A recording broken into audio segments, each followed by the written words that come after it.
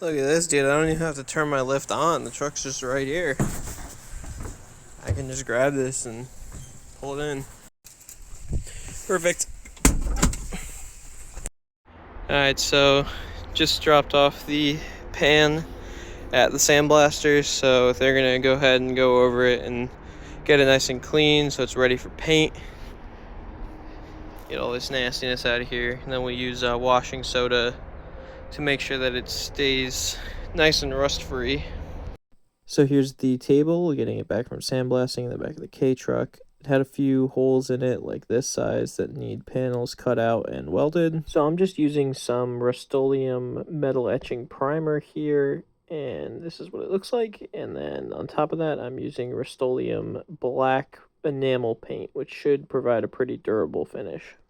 So upon closer inspection, I found a lot of spots where there's slight bubbling or other thinness in the metal, so I just circled them all out, and what I'm actually going to do is take some Flex Seal and spray it on there just in case they do blow through. So this is what that looks like. Hopefully it'll hold. So let me preface the horrors you're about to see with the fact that I am a machine and prototyping shop. I do not specialize in welding. But hey, I gotta lie, it looks pretty great, huh? Oh yeah, nice and burnt. Can we just move on from this part, please?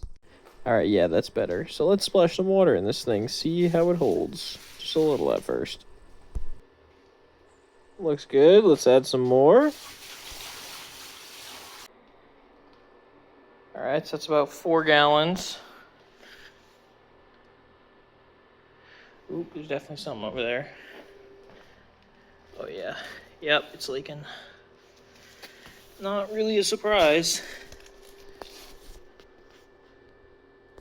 From where though? Like the patch probably, but like, I don't see. Right here, this corner.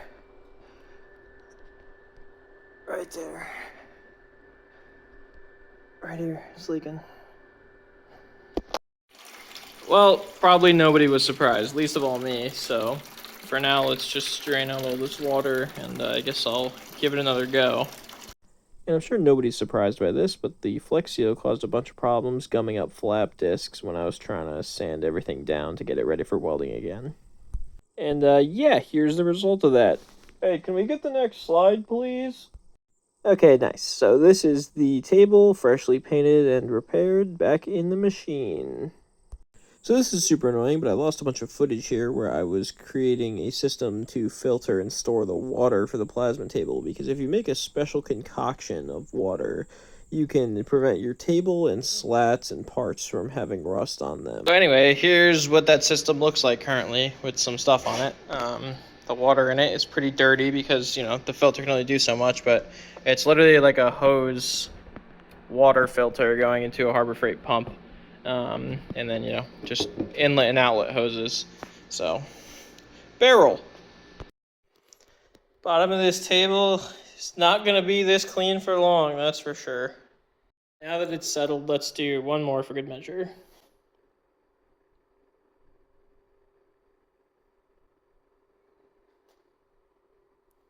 Oh, still nice and soft. Great. Let's install some slats. Okay, what I was trying to do is make a solution that makes it so that the slats don't rust and the parts don't rust, which people have success with, but that's using sodium nitrite. I heard some people saying they had success using borax, which is sodium borate, but it didn't work for me. So I guess I need to get some sodium nitrite or just suck it up and buy some plasma quench. And if you're doing this for yourself, make sure you do not use sodium nitrate because that will just make things rust even worse. This is what the old slats looked like.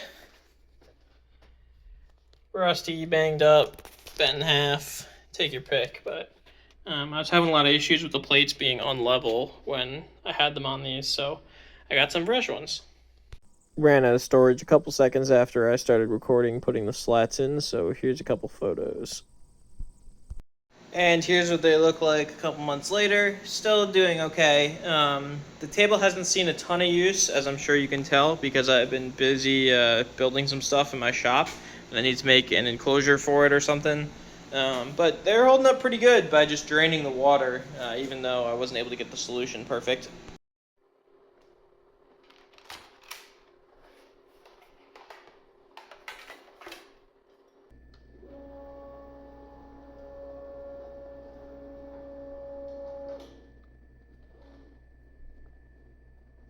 This is what the temporary setup looked like. I got a plate loaded into it. Run a quick simulation of this part. Yeah, see, this is the other problem. Now it says material detection error because it's like, oh, it can't possibly be that close, I think. I think it says my Z reference is too low, so let's try again. Now it should be about 2 thou down when I trigger this. Let's see. Yeah. I gotta change the offset. I think I have an old offset, so it's still pretty far off there. Alright, let's see how this goes, I guess.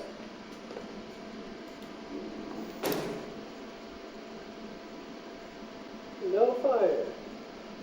Okay. Let's figure out why that is. I think I immediately figured out why that is. I just didn't even plug in the CNC port. Yep. So that one was definitely user error. I got that resolved and did some of these test cuts.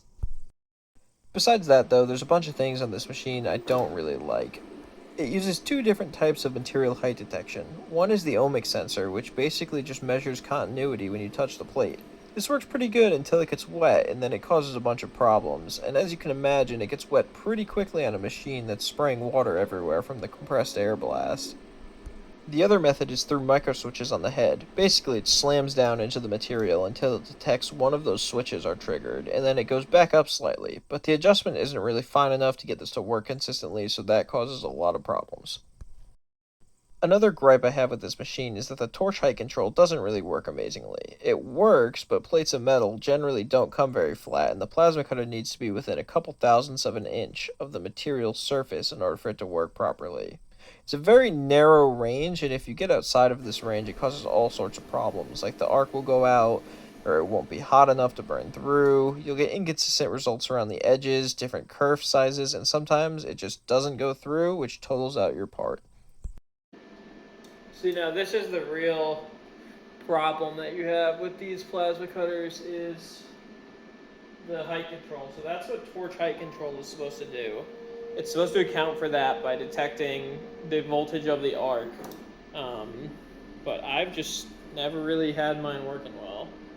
It's going to do the same thing here because it's starting over there. I need to change the start point up to that top corner where it's the highest. And that should hopefully fix the issue. Yeah, because it thinks it's crashing right now. So, let's go here. I don't know if I hit this button, it might start piercing. And it might not. I don't know. So I think what I'll do is, can I turn this just like down to the 20? It's not going to work. I think if I hit, like, cut from here, it's going to just fucking start doing it immediately. Yep.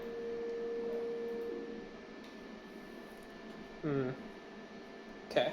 Back to the drawing board.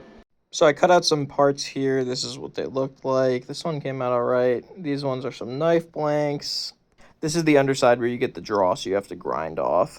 And these are the slats after those cuts. This is a part for a motorcycle seat mount.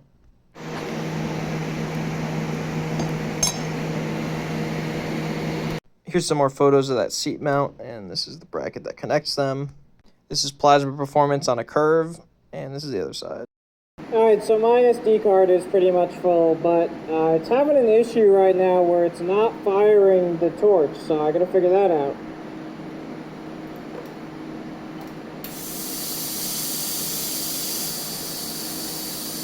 Very bizarre. I didn't change anything. I pulled the tip off and cleaned everything, and now it's not working. This is that water setup before I had the filter, so you can see it's not terrible, but this was just after a few cuts. Anyway, that just about wraps up this video. until I build an enclosure for this or whatever, but I'll make a separate video about that. So thanks for watching.